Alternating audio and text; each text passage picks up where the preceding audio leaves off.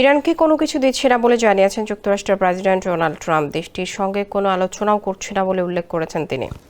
নিজের মালিকানাধীন সামাজিক যোগাযোগ মাধ্যম ট্রুথ সোশ্যালে এক পোস্টে এ কথাগুলো বলেন মার্কিন প্রেসিডেন্ট।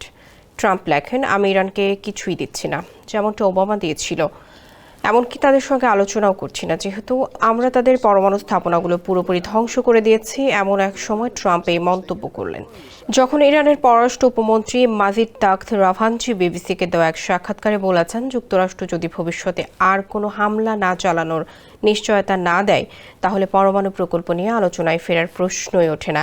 বিবিসিকে রাভাঞ্চি বলেন, আমরা এখনো কোনো আলোচনার দিনক্ষণ বা কাঠামো ঠিক করিনি। স্যান্ডেলিনা সো, রূপচর্চায় আভিজাত্য।